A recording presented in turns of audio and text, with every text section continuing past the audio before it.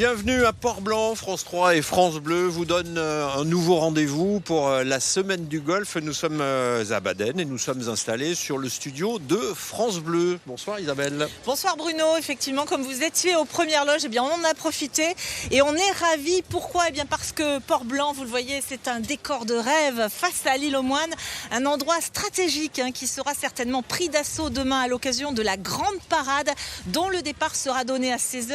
On va en reparler dans cette émission avec nos deux invités.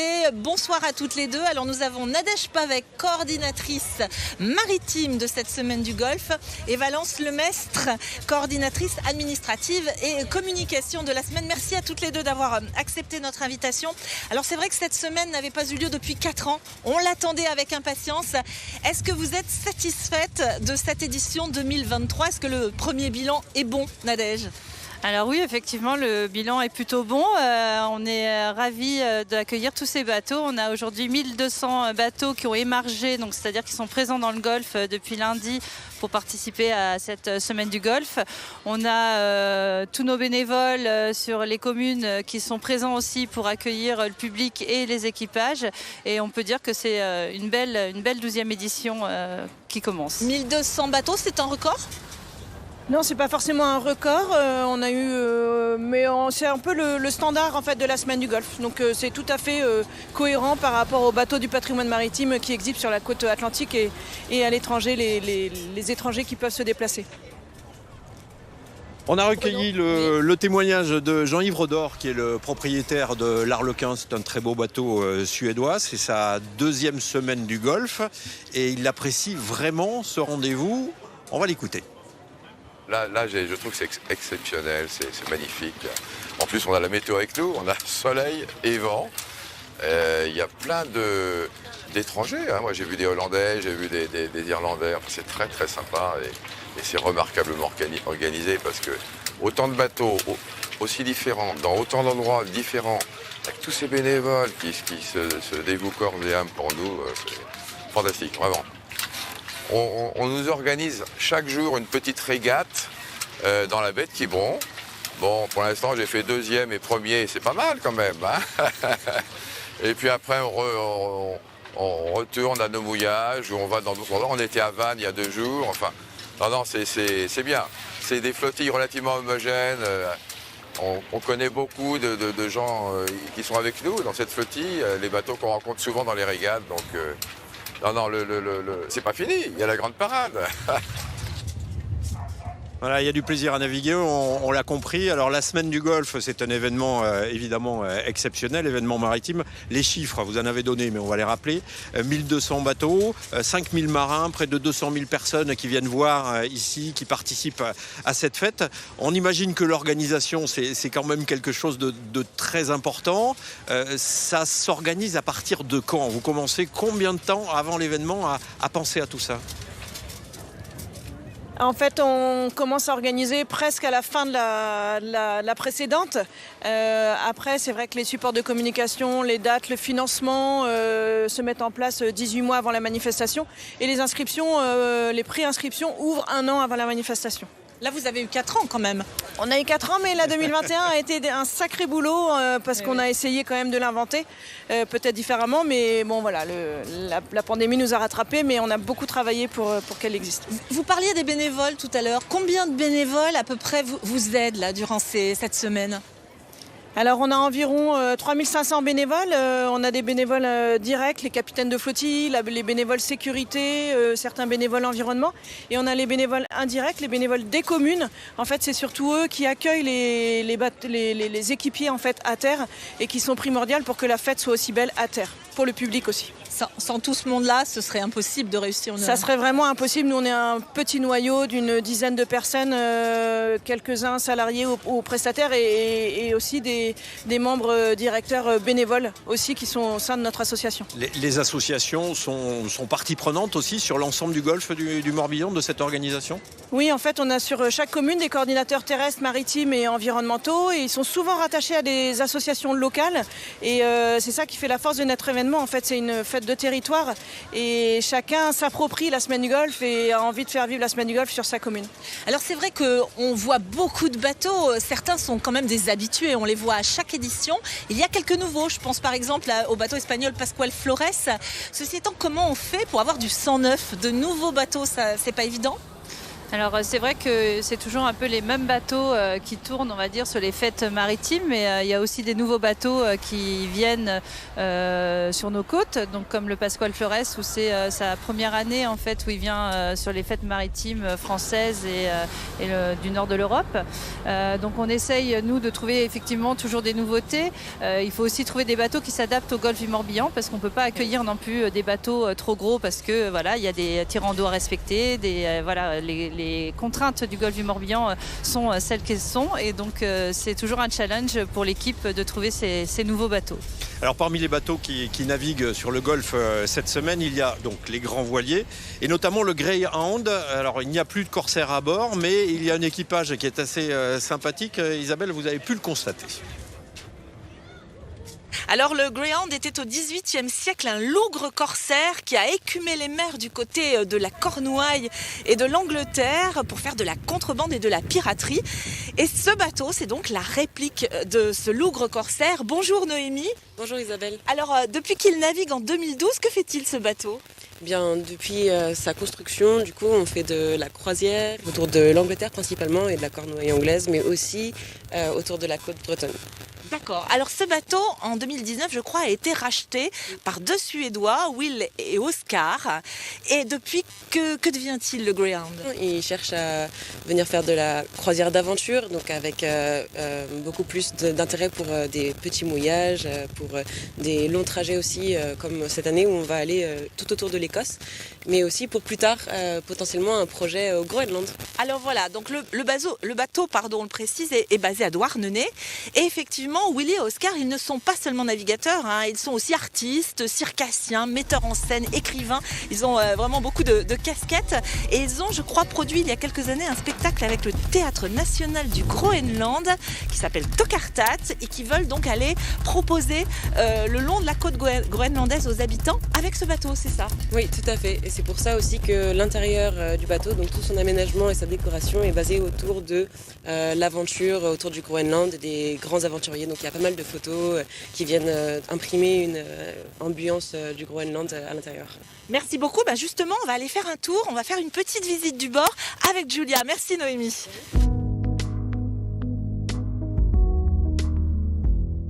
Alors à bord de ce bateau, il y a 6 membres d'équipage, un équipage cosmopolite puisqu'il y a des Français, des Anglais, une Autrichienne. Hi everybody. Hello. Bonjour.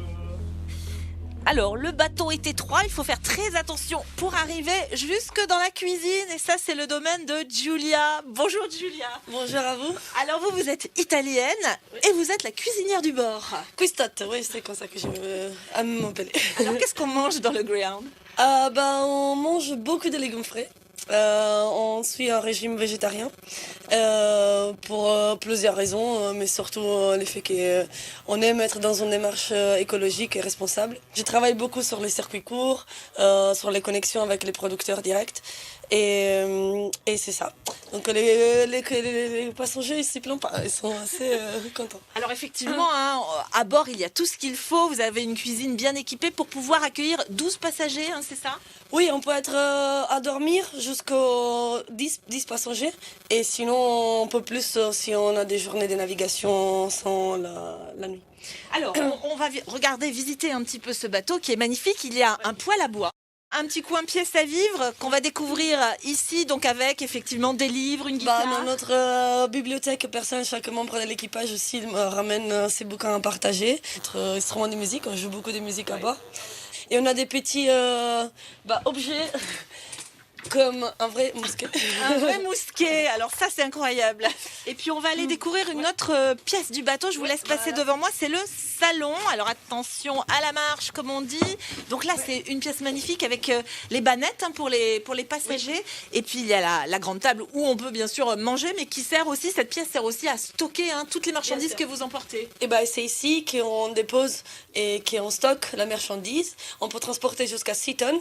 Donc ça, votre idée c'est de faire du du transport de marchandises à la voile à terme. Bah, c'est carrément ça. Et les vieux propriétaires et aussi bien les nouveaux propriétaires, ils font de fret à la voile avec Greyhound, notamment du vin, de l'huile d'olive, de riz, du whisky, du brandy, du rhum. Et là, on va partir juste après le festival des semaines de golf. On va repartir vers Nantes-Noirmoutier et on va transporter de l'huile d'olive et du riz portugais. Eh ben, merci beaucoup Julia pour toutes ces explications. Bonne semaine du golf, bonne journée. En tout cas, il va faire très beau. Profitez bien de la semaine. Je vous souhaite de rencontrer des très beaux bateaux. Eh ben, c'est le cas. Merci beaucoup Julia. Merci à vous. La semaine du Golfe est née d'une catastrophe, vous vous souvenez certainement, c'était le naufrage de l'Erika, fin 99, donc en 2001 pour la première édition. Il s'agissait de montrer que le littoral était nettoyé, était propre, qu'il n'y avait plus de traces de cette Erika et de cette catastrophe. Donc en termes environnementaux, il y avait une pression sur la semaine du Golfe qui doit au minimum être performante. Comment est-ce que vous faites ici pour limiter les nuisances qui sont liées à la fois à la présence de tous ces bateaux et de tout le public aussi? Comme vous l'avez dit, en fait, la manifestation a été créée il y a 20 ans et en fait, dès l'origine, on avait conscience qu'il fallait redorer l'image du golfe du Morbihan qui avait été un petit peu souillée par l'Erika. Et donc du coup, cette fête avait été conçue de manière à ce que les flottilles en fait aient un petit impact sur l'environnement parce qu'elles étaient dispersées en fait dans le golfe du Morbihan sur 14 puis 17 communes. Et donc du coup, ça réduisait le nombre de bateaux et d'affluence en fait sur les ports. Et puis au fur et à mesure, on s'est adapté aux nouvelles contraintes environnementales, à l'évolution en fait de la nature dans le golfe du Morbihan. Donc il y a maintenant une prise en compte de la période de nidification en fait des oiseaux. Il y a des gravelots en ce moment. Voilà, les gravelots en ce moment. Donc par exemple pour les gravelots, on met en défense en fait certaines zones. Par exemple, il y a une interdiction de débarquer sur certains îlots qui sont déjà en arrêté de biotope toute l'année, mais certains ont besoin d'être encore plus protégés pendant la semaine du Golfe. Donc par exemple l'île Longue, Petit Vésit ou la Jument, il y a interdiction de débarquer parce qu'il y a des gravelots qui nichent, il ne faudrait pas les déranger pendant cette période de nidification. Voilà, il y a des lieux qui sont interdits. Il y a certaines îles où les équipages ou les visiteurs ne peuvent pas aller, hein, par exemple. Ça, tout à fait. Et puis il y a aussi une interdiction de survol, par exemple, de tous les hélicos, les drones, surtout les drones des particuliers ou des professionnels qui pourraient en fait déranger avec le bruit la nidification. Alors il y a la mer et puis il y a la terre aussi. Il y a la terre, effectivement, voilà. Par exemple au Monténo ou même sur la pointe, donc Monténo sur la commune d'Arzon, pardon, et à Kerpenir sur la commune de Locmariaker, il y a des zones, par exemple des hauts de dunes ou des herbes aérohalines qu'il faut protéger. En fait, c'est souvent des espaces où les oiseaux viennent se nourrir et ce qui est très important pendant cette période de nidification où les oiseaux viennent dans le golfe du Morbihan pour ça. Rapidement, il a fallu aussi sensibiliser les équipages et le public au recyclage, à faire attention où on marche, comment on se déplace également, privilégier les navettes et pas les voitures. C'est ça, nous on transporte en fait dès le début, il y a 20 ans, en fait on s'était dit qu'il fallait qu'on transporte les équipages d'un port à un autre et donc on transporte 1000 personnes en navette tous les matins et tous les soirs pour les ramener dans leur camping et ils sont très sensibilisés par les espaces équipages et les informations aux équipages, au tri des déchets, par exemple, qui est différent d'un territoire à l'autre et ils sont sensibilisés à venir avec leur gourde, par exemple, voilà, et tout. Alors ça sera important pour la grande parade, on en reparlera tout à l'heure. Avant cela, on va repartir faire un petit tour sur l'eau. Frédéric Collat, lui, a embarqué ce matin sur le Marthe Roger, c'est l'ancien baliseur à voile de Noirmoutier. Nous sommes à bord du Marthe Roger en navigation dans le sud de la baie de Quiberon sous un soleil éclatant avec Christian de l'association des Amis du Marthe Roger. Christian, le Marthe Roger, c'est quoi? Le Marthe Roger, c'était un baliseur. Je dis bien c'était parce qu'il est à la retraite maintenant depuis 91. Il avait commencé sa carrière en 33-34 et il a fait ça jusqu'en 91, le balisage autour de l'île de Noirmoutier jusqu'à l'île-Dieu. Pour faire simple, il allait poser des balises, entretenir des balises. Voilà, il allait entretenir les balises, les tourelles, les perches. Il allait aussi ravitailler les gens qui travaillaient au phare sur l'île du Pilier, c'est juste à la sortie de Noirmoutier, mais il faut quand même aller les ravitailler et puis refaire la relève quand il y avait besoin. Alors il porte le nom de Marthe-Roger parce que c'est une balise qui est au nord de Noirmoutier. Voilà, c'est une balise, mais c'est aussi un rocher. Alors est-ce que c'est le rocher qui a donné son nom à la balise ou la balise au rocher? Moi je pense que c'est le rocher qui s'appelait Marthe-Roger. La balise, on l'a appelé Marthe-Roger. Le bateau, comme c'était un baliseur, on l'a appelé Marthe-Roger aussi. Mais pourquoi Marthe-Roger, vous allez me dire? Eh ben, on n'en sait rien. Et en choc. Revenons au bateau. Les caractéristiques de ce bateau, quelles sont-elles? Alors, ce bateau-là, il fait 22 mètres de long hors tout, 17 de coque et puis 5 mètres de bout dehors. Vous avez vu le grand bout de bois qu'on a devant là. Il pèse une 40aine de tonnes. Hein. C'est un Dundee avec 2 mâts, tranquille. Il a été mis à la retraite parce qu'un entretien d'un bateau en bois, pour les bronzés chaussés, c'est une fortune, quoi. Donc on l'a remplacé par un bateau en alu qui ressemble aux plaques des ostréiculteurs, vous voyez. Pour aller près des cailloux, il ne faut pas de quilles, hein, évidemment. Et vous, l'association, vous l'avez restauré? Et voilà, et il y a des gens à Noirmoutier qui ont créé une association pour sauver le bateau. Et ça s'est bien passé les premières années. Donc ils ont modifié, évidemment, pour qu'on puisse coucher dedans. Et ils ont réussi à faire une chose qui a été très importante pour la suite, c'est qu'ils l'ont fait classer monument historique. Vous voyez, on a un pavillon, on ne le voit pas parce qu'il est derrière la voile, mais on le verra tout à l'heure. Il a été classé bâtiment historique en 1993 parce que apparemment, c'est le dernier baliseur de sa taille à avoir travaillé à la voile. En France, il n'y en a plus comme ça. Tous les autres sont à la cosse. Merci pour ce moment d'histoire sur ce monument historique qu'est le Marthe-Roger. On retourne à Port-Blanc. Alors on le disait, demain c'est la grande parade, un rendez-vous très attendu, des milliers de gens le long du littoral et puis 1200 bateaux sur l'eau. Là on les imagine déboulant dans le courant entre Port-Blanc et l'île aux Moines. En termes de sécurité, c'est compliqué forcément, Nadège. Alors oui, effectivement, pour que cette grande parade se déroule en toute sécurité, on a mis un dispositif, notamment en mettant en place un arrêté préfectoral pour réserver un chenal qui sera exclusivement réservé en fait aux bateaux participant à la semaine du Golfe et donc interdit aux plaisanciers. Pour que les plaisanciers puissent quand même profiter du spectacle, on a mis en place des zones d'attente qui leur sont réservées pour donc être au plus près de la parade, mais sans gêner le passage des bateaux.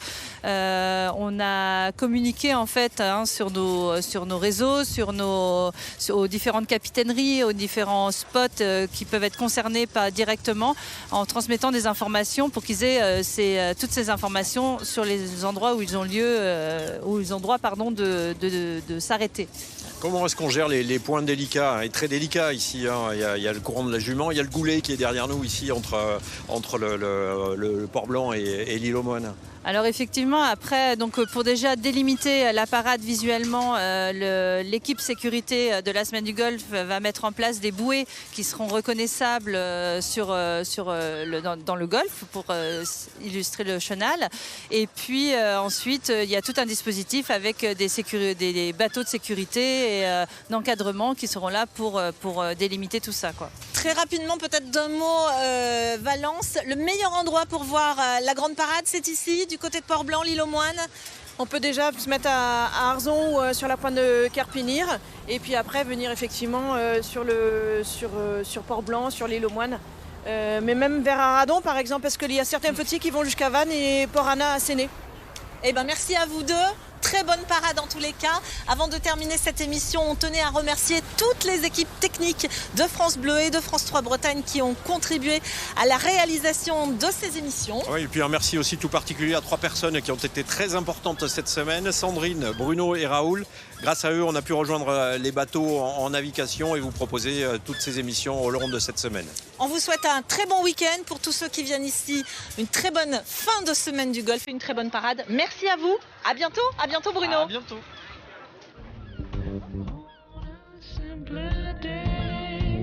It's not right.